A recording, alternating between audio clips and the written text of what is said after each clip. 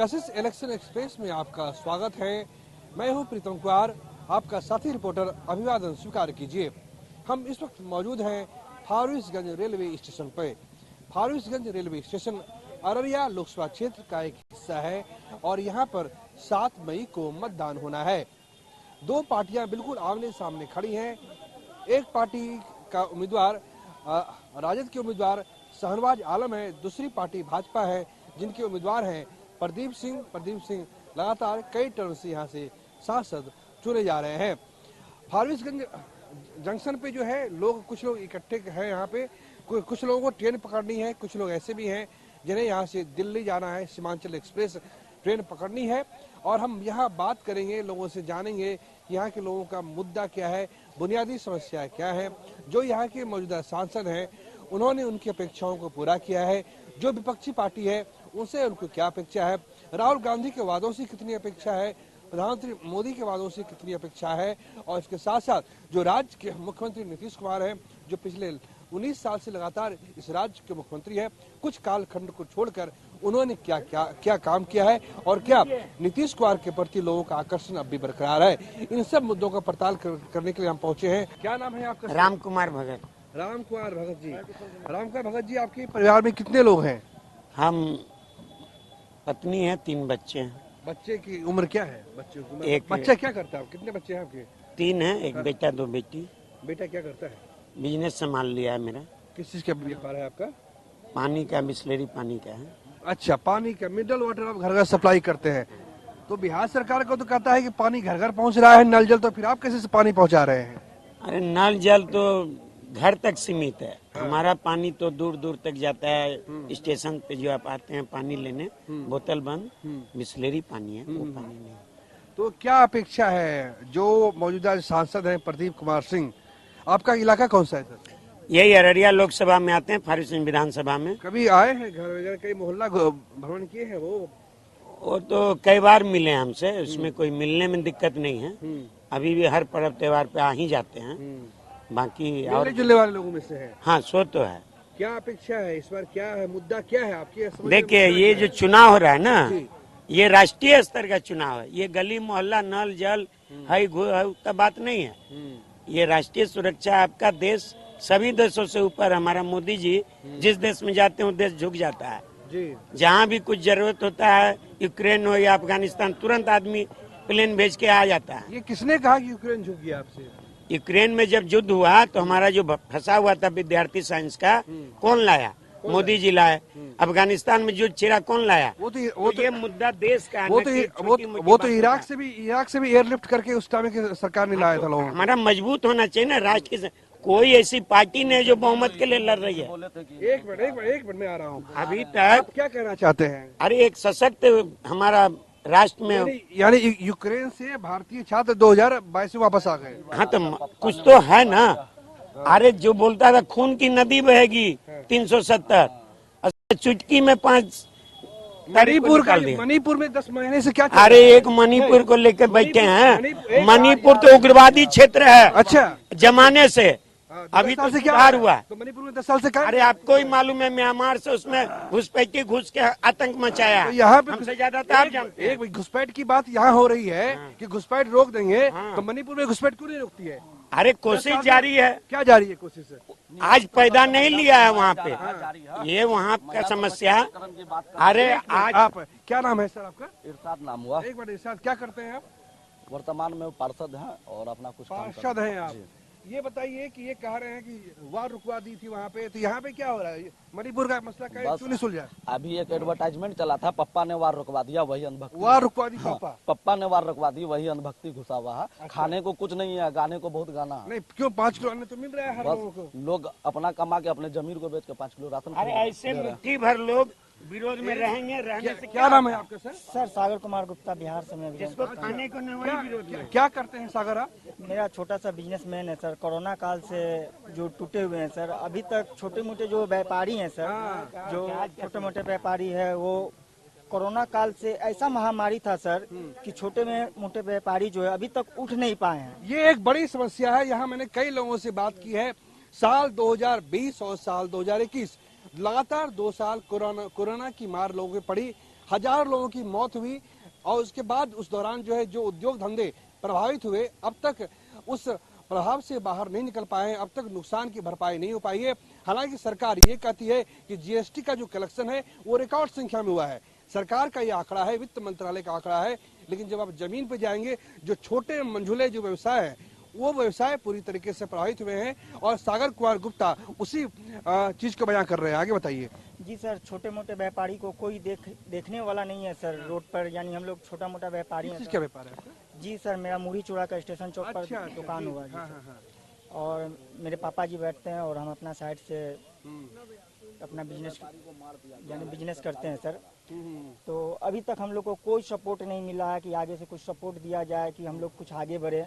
कहीं से कोई सपोर्ट नहीं मिल रहा। छोटे मोटे व्यापारी सब बैठ कर एकदम झक बैठा रहे हैं कि आप सदर रोड में ही घूम लीजिए। जीएसटी भी लगता है आपकी प्रोडक्ट में क्या? जीएसटी? जी सर, जीएसटी वगैरह सब कुछ बनाया हुआ हूँ सर, पर अभी मैं कच्चा पे ही छोटा मोटा हूँ सर, तो जीएसटी उतना नहीं कर पाता हूँ, पर छोटा मोटा अपना कर रहा हूँ। अभी कोरोना काल से जो टूटे हुए हैं सर, 4 साल से ऐसे ही चल रहा है। ऐसे ही चल रहा है सर। और कोरोना काल से जो टूटे हुए हैं सर, अभी तक हम जुट नहीं पाए। झूठ नहीं पाए, ये टूटे हैं। क्या नाम है आपका सर? कामेश। हमने हमारी तरफ सब टूटे हुए। बड़ा अच्छा नाम है कामेश जी। क्या कितनी उम्र है आपकी? हमारी उम्र हो गई 48। 48। क्या करते हैं आप? हम सर्विस करते हैं। जॉब करते हैं? सर्विस रेलवे में। रेलवे में सर्विस करते हैं। तो क्या हुआ, सब बढ़िया है, सब कुछ है? देखिए, हम तो इस क्षेत्र का है नहीं है, इधर क्या हो रहा है अरे उसके बारे आपका वेतन बढ़ा है, इंसेंटिव बढ़ा है, कुछ हुआ है? कोई पॉकेट में पैसा बच रहा है या सब खर्च हो रहा है? नहीं, महंगाई के हिसाब से तो बच नहीं पाता भैया जी। तो इतना महंगाई में नहीं बच पाएगा जितनी हमारी सैलरी है। कितने बच्चे हैं आपके? हमारे 3 बच्चे हैं कामेश जी के। रेलवे कर्मचारी हैं। एक मिनट, आप सोचिए कि रेलवे के कर्मचारी हैं, सरकारी नौकरी है, महीने पे पगार निश्चित रूप से निश्चित समय पे मिलती है, लेकिन इस महंगाई के जमाने में इनका भी गुजारा बड़ी मुश्किल से हो रहा है। कितने साल के बच्चे हैं आपके? हमारी एक है 26, एक है आपका 24, दूसरी है 22। बेटा क्या करता है? बेटा कुछ नहीं का, रोजगार नहीं है तो वैकेंसी नहीं निकल रही है क्या? रेलवे की वैकेंसी कहाँ है? अच्छा, वैकेंसी से याद है राहुल गांधी कह रहे हैं कि 30 लाख सरकारी नौकरी देंगे। तो वो सत्ता में आएंगे तब ना, नहीं आएंगे तो कौन देगा? अच्छा, और जो व्यक्ति देने के लिए वादा किया वो व्यक्ति तो 2 करोड़ नौकरी दे रहा था, कहाँ दिया अभी तक? खाली दिए हैं। 5 किलो अनाज। क्या बात कर रहे हैं? सुनिए कैंप लगा के नौकरी दी है लोगों को। 1 मिनट मेरे बात सुनिए ना। 5 किलो सबको अनाज देता है, 5 किलो से कई आदमी चलेगा? किसी कई आदमी को नौकरी दिया है बताइए? वो अपना अमल में कई को नौकरी दिया, एक आदमी को बताएं। नहीं कह रहे कैंप लगा के नौकरी तो हर महीने दी गई है ना, 1000 कुछ दिया। कहाँ मिला है? अच्छा, ये एक बुनियादी समस्या है। बताइए क्या नाम है सर आपका? पवन मिश्रा। पवन मिश्रा जी, क्या करते हैं? किस चीज का व्यापार है आपका? क्या कुछ? छोटा सा दुकान है, छोटी सी दुकान है आपकी? मोबाइल और एसेसरीज का। मोबाइल की बिक्री है? हाँ है, आजकल तो फर्स्ट क्लास सबके हाथ में बड़े बड़े मोबाइल दिख रहे हैं। 10,000 का मोबाइल तो सबके हाथ में है। तब सबके डेटा भले महंगा हो गया है। डेटा भी महंगा नहीं है। 271 रुपया में पहले चलता था, 1 GB मिलता था। आज 239 में 1.5 GB पर डे है। अब महंगाई का स्केल कैसे कौन नाप रहा है तो इसका तो पता नहीं, मेरे पास तो वो स्केल नहीं। आपके पास 271 रुपया में पहले 1 GB डाटा मिलता था, जिसको लोग बचा के 28 दिन 30 दिन में यूज करते थे। आज 239 में 1.5 GB पर डे हो लेता है लोग। 299 में 1.5 GB पर डे लेता है, 30 दिन तक यूज करता है। किस आधार पर महंगा हो गया? आप बोलिए बताइए। तो वही तो बता रहा हूँ तो आपको। कितना मोबाइल बेच लेते हैं रोजाना आप? 2-3 चलता है। 2-3 मोबाइल। हाँ, कुछ लोग अब हमारे छोटे शहर में बहुत सारा दुकान है, तो अकेले हम हम ही अकेला 10, 20, 200, 300 तो नहीं बेचेंगे। ऐसा क्या है? डेटा जो है पूरे भारत पूरी दुनिया में सबसे सस्ता डेटा यहाँ पे इंडिया तो सही है। क्या नाम है आपका? मेरा मुरारी को क्या व्यापार जॉब है? जॉब जॉब जॉब किस में? जॉब प्राइवेट कंपनी में branch manager branch life insurance में। हाँ, लाइफ इंश्योरेंस में है। हम्म, लोग बीमा को वगैरह करा रहे हैं। खूब करा रहा हूँ। अवेयरनेस और ज्यादा बढ़ रहा। कैसी ये अवेयरनेस जागरूकता कैसे आ गई? जागरूकता तो आ गई, कोरोना के बाद आ गई जागरूकता। लोग पहले सोचते थे कि मैं स्वस्थ हूँ, मैं ठीक हूँ, मुझे कुछ नहीं होगा, और कोरोना ने समझा दिया। कोरोना से एक बार मैडम हम थोड़ा सा देखिए, यहाँ पे दर्शक जो है हर एक वर्ग के हैं, हर एक समुदाय से है। एक नौजवान भी है, वृद्ध भी है और युवा भी है। सबकी अपनी अपनी अपेक्षा है कि क्या करते हैं आप? ये बिजनेस है, खरीद बिक्री किस चीज का व्यापार है? अनाज का। गल्ला व्यापारी हैं आप? जी, गल्ला व्यापारी है। तो बिक्री वगैरह हो रही है? जी, बढ़िया से चल रहा है। अच्छा, जी, बताइए। बढ़िया से चल रहा है। जो अनाज का रेट है वह सही मूल्य भी मिल रहा है, जो किसान को मूल्य मिलना चाहिए उस हिसाब से उनका मूल्य भी मिल रहा है। किसान कहते हैं कि 700 किसान शहीद हो गए थे किसान आंदोलन में। वो कहते हैं 700 किसान की मौत हो गई थी जब दिल्ली बॉर्डर पे आंदोलन चल रहा था। कहाँ किसान सिर्फ दिल्ली में और हरियाणा में है, बिहार में नहीं है क्या? और देश राज्य में नहीं है क्या? सिर्फ किसान वही पंजाब में है क्या? कहाँ टाइम ही नहीं जो बैठ सकता है। किसान खेत में काम करता है, किसान बॉर्डर पे नहीं रहता है ना, बॉर्डर पर है, सैनिक है हमारे वहाँ बॉर्डर पर सीमा सुरक्षा बल है, उनके लिए भारत सरकार के एक से जो है यंत्र तंत्र वहाँ लगा हुआ है। किसान तो खेत में का उनका काम है, खाद बीज पानी पटवन। एक मिनट ये कह रहे हैं कि बॉर्डर पे जो है सीमा पे जवान खड़े हुए हैं, खड़े हैं जवान की, उनकी वजह से हम लोग सुरक्षित हैं। अग्निवीर योजना के बारे में क्या कहना चाहते हैं? कोई बताए अग्निवीर योजना के बारे में? 2 साल पहले, हाँ बताइए। अग्निवीर एक कम समय के लिए नौकरी अवश्य है, लेकिन उसके फायदे भी अनेक है। जैसे 4 साल के बाद उनको जो 25% है वो लिया जाएगा वापस फोर्स में। बाकी लोगों को इतनी पैसा एक साथ मिलेगी 12 लाख समथिंग, जिससे वो अपना स्वरोजगार कर सकते हैं। जानकारी अच्छी है, बताइए। हाँ, इसके बाद क्या है कि बहुत सा उसका एक जो सर्टिफिकेट बनता है, जैसे मिलिट्री से रिटायर होता है तो पुलिस में इसमें सिक्योरिटी में पहले प्रेफरेंस मिलता है। इस तरह अग्निवीर का तो तपाया जवान है, उसे तो हर जगह अवसर पहले मिलेगा। ये तो आज जिसको कहिए अग्निवीर में तुरंत चले जाएगा, ये तो अच्छा है। लेकिन राहुल गांधी कह रहे हैं अग्निवीर खत्म कर देंगे। विरोधी अगर नहीं बोलेगा विरोध में तो खत्म हो जाएगा। वो तो बोलता है हम सरकार बनाएंगे। 230 सीट पे लड़ रहा है कांग्रेस, बहुमत तो नहीं है। नहीं 230 पे नहीं, 300 पे लड़ रहे हैं। नहीं सब मिला के जानकारी दुरुस्त कीजिए। अच्छा, अग्निवीर योजना के बारे में क्या कहना है आपका? जी सर, अच्छा योजना है सर। हाँ। देश यानी युवा को नौकरी मिल रहा है, इससे बड़ा खुशखबरी क्या है सर? सर 5 साल के लिए ही है, हाँ। पर कुछ तो है, कुछ तो कर रहे हैं सरकार। कुछ तो कर रहे हैं, ठीक है। नाम है आपका? दीपक केसरी। है? दीपक केसरी। दीपक केसरी, वाह बहुत अच्छा। दीपक क्या करते हैं आप? हम रिलायंस रिटेल में सेल्स का जॉब करते हैं। रिलायंस रिटेल में है, बिक्री हो रही है? बिक्री तो बहुत अच्छी हो रही है। कितना है पगार? 22,000। बहुत अच्छा, तक बहुत हैंडसम पगार है। ये बताइए कि क्या देख रहे हैं अभी, क्या चल रहा है? अभी तो मोदी लहर है, मोदी लहर में जो विकास हो रहा है, विकास का कार्य चल रहा है। यानी मोदी जी से आप संतुष्ट हैं? हम मोदी जी से संतुष्ट हैं। कैसा लगता है जो भाषण देते हैं वो? मोदी जी जो भाषण देते हैं, जो वादा करते हैं वो पूरा करते हैं। जो कहा दिया सो कर दिया। हाँ। सही बात है, अच्छी बात है। प्रधानमंत्री के प्रति आपका भरोसा है। ये बताइए, इधर आइए, क्या करते हैं? दुकान है मेरा। काय की दुकान है भैया आपकी? पान की दुकान है। पान की दुकान है तो अब्बू की दुकान है। तो चुनाव होना पूरा लग रहा है? हाँ, लग रहा है। चूना लगाते भी हैं और लगवाते भी हैं। चूना क्या पान में लगाते हैं? हाँ। तो बताइए कि कैसा है, लोग आते हैं पान की दुकान पे? हाँ, पान की दुकान पे आते हैं लोग। कैसा? राहुल गांधी कह रहे हैं 30 लाख लोगों को रोजगार देंगे, मोदी जी कह रहे हैं कि हम सब कुछ बेहतर कर देंगे। हाँ, तो करेंगे ही ना। अभी राहुल गांधी अब बोले हैं तो अब उसका सरकार बनेगा तभी तो पता चलेगा करेंगे या नहीं करेंगे। राहुल गांधी का वेट कर रहे हैं क्या? अब बनेंगे सरकार तब ना। इस बार बनेगी सरकार, बनेगी तब बनेगी। सर जी, जब से बिहार में दारू बंद हुआ है सर जी, खुलेआम एकदम खुलेआम दारू बिक रहा है सर बिहार में। और होम डिलीवरी दारू हो रहा है, ठीक ना। और नशा जो है इतना नशा का तो चलन बढ़ा है। हाँ, सही बात है। इतना सूखा नशा बढ़ चुका है सर जी, इतना सूखा नशा बढ़ चुका है कि एक छोटा बच्चा को देख रहे हैं, 8 साल 10 साल का बच्चा, सब कोई सनफेक्स, कोई स्माइक, एकदम गंदा नशा आ गया है सर बिहार में।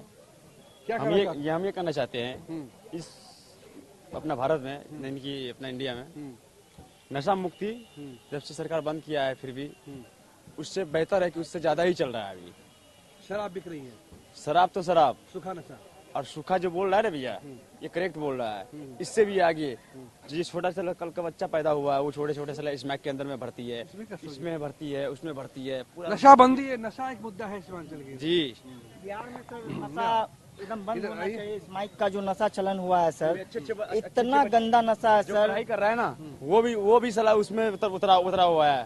तो इसको हम ये चाहते हैं कि वो चीज को आप लोग, सरकार चाहे इस चीज को कानून करवाए करे। व्यवस्था पूरा यहाँ का चरमरा है, एकदम ढीला हुआ है सर। खुलिया राम राज्य आ गया है, कानून व्यवस्था कहीं को कम्प्रोमाइज होता है। नीतीश कुमार कानून व्यवस्था बेहतर तो भी ना, सड़कें अच्छी हुई है, ये बिजली है, सब कुछ सही है सर, पर कानून व्यवस्था पूरा एकदम चरमराया हुआ है बिहार का। इतना चरमराया हुआ है बिहार का कानून व्यवस्था कि कह नहीं सकते हैं सर। खुलियाम आप चलिए, जहाँ भी जाइए खुलियाम आपको नशा बिकेगा।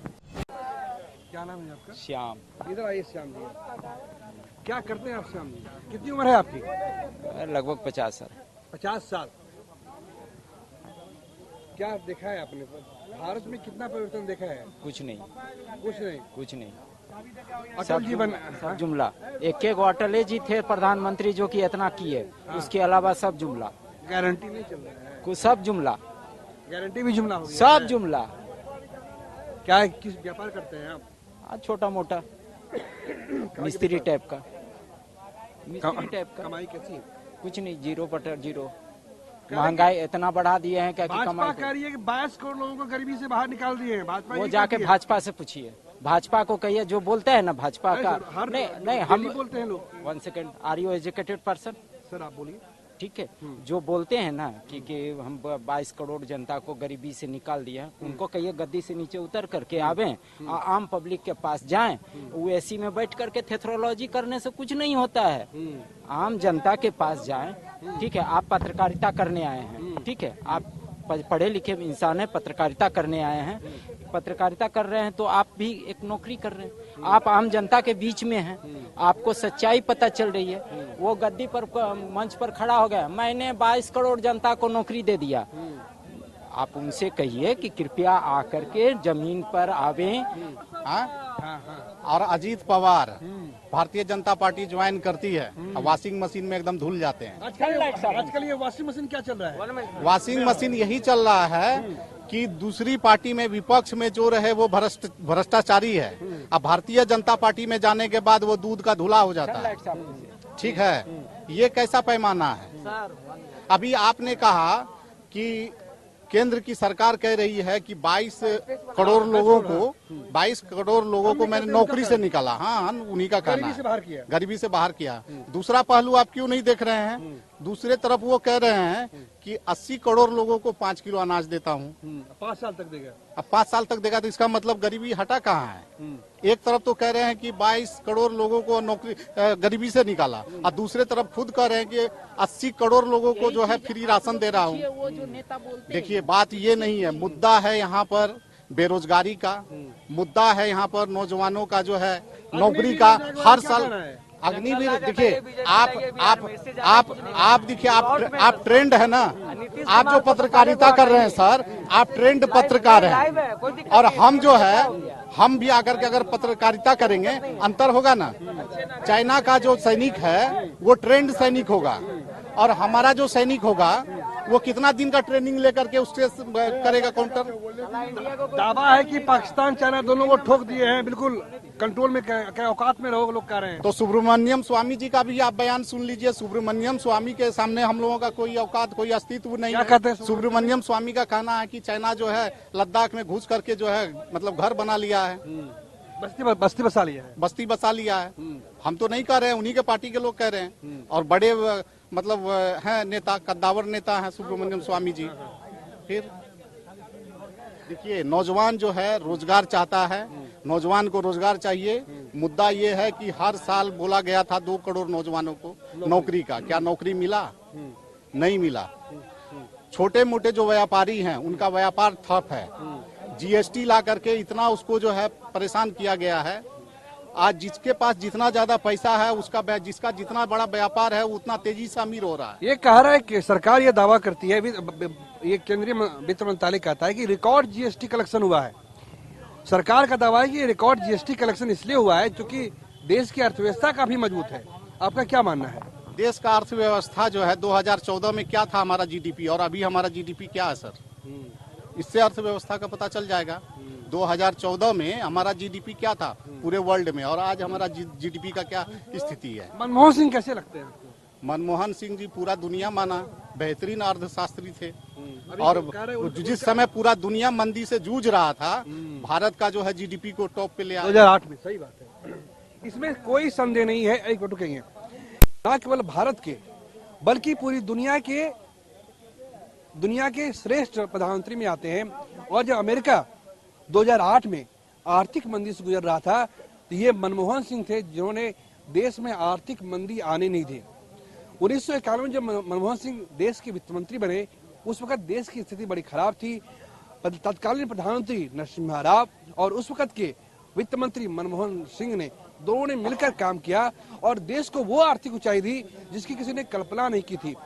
लोगों के हाथ में टीवी आ गए, लोगों के हाथ में स्कूटर आ गए, लोगों के पास बहुत विकल्प आ गए, मल्टीनेशनल कंपनियां भारत आने लगी और देखते ही देखते गुड़गांव, बेंगलुरु, हैदराबाद जैसे शहर IT हब के रूप में तब्दील हो गए। और ये ऐसा इसलिए वो संभव था क्योंकि मनमोहन सिंह और तत्कालीन जो प्रधानमंत्री थे नरसिम्हा राव ने, दोनों ने ईमानदारी से काम किया था। आगे बताइए। अटल बिहारी वाजपेयी को बुला करके मनमोहन सिंह सलाह भी लिए थे कि भारत का अर्थव्यवस्था ऐसे ऐसे जा रहा है, क्या किया जाए। अटल बिहारी वाजपेयी ने सब सलाह भी दिए थे। आज तो कोई पूछता ही नहीं। अटल जी के बारे में क्या कहना है? बहुत अच्छे जी। उसके जैसा अगर अटल बिहारी वाजपेयी रहे तो देश सोना हो जाता। ये उन्हीं का देन है। अरे क्या कहें, अटल बिहारी वाजपेयी आज जो संचार क्रांति आई है, क्या एट प्रेजेंट अभी प्रधानमंत्री हैं वो लाए हैं। आज जो सोशल मीडिया को आप इतना एक्टिव देख रहे हैं, ये किनकी देन है? तो बस देखिए सर, एक चीज याद रखिए, कोई भी चीज का एक पहलू नहीं होता है, दोनों पहलू को देखिए, पक्ष विपक्ष दोनों देखिए। ये बताइए सर, मैं राहुल गांधी कह रहे हैं 30 लाख लोगों को रोजगार देंगे। इंडिया गठबंधन का दावा है, सरकार में आ गई 30 लाख सरकारी नौकरी, क्या मानते हैं, सही है या जुमला है? देखिए, राहुल गांधी जी का जो मैनिफेस्टो है, उस मैनिफेस्टो का ही करंट कहिए कि आज बीजेपी में बहुत ज्यादा जो है बौखलाहट है। राहुल गांधी जो कांग्रेस का मैनिफेस्टो है ना, उस मैनिफेस्टो का ही मतलब ये लहर है, उसी का रिएक्शन है कि आज हमारे प्रधानमंत्री जी एक तरफ कहते हैं कि सबका साथ, सबका विकास, सबका सम्मान, और दूसरे तरफ हरियाणा से जा करके उलूल जुलूल बयानबाजी कर रहे हैं। तो ये तो उसी मैनिफेस्टो का ही बौखलाहट है। कुछ लोग कह रहे हैं कि संपत्ति बांट देंगे वैसे लोगों को जो ज्यादा बच्चे पैदा करते हैं। ऐसा कुछ नहीं है, कहीं पे भी कांग्रेस का मैनिफेस्टो में ऐसा कुछ नहीं है, ठीक है। और देश के प्रधानमंत्री है, शोभा नहीं देता हमको कि हमारे जैसे लोग कुछ उनके ऊपर टीका टिप्पणी करे। तो ये हमारे साथ बहुत अच्छा लगा आप लोगों से बातचीत करके। मैं बस एक सेंटेंस दिया था, जय जवान जय किसान जय विज्ञान। जय विज्ञान, सही बात, ठीक है। अटल बिहारी वाजपेयी उन्होंने लगाया था, सही बात। अटल बिहारी वाजपेयी, लेकिन अटल बिहारी वाजपेयी की जो सोच थी ना, आज अगर वो रहते ना, हाँ, आज अगर वो रहते ना, आज एक वोट के चलते अपनी कुर्सी गंवा दी, लेकिन कुर्सी चिपकाई नहीं। क्या बात है, क्या बात है, बहुत अच्छा, बोलिए। हाँ, कुर्सी चिपकाई नहीं। क्या करते हैं आप? सर, अब तो गल्ला व्यवसायी में है। गल्ला व्यवसाय। अच्छा, आपसे बात हो गई नहीं? हाँ।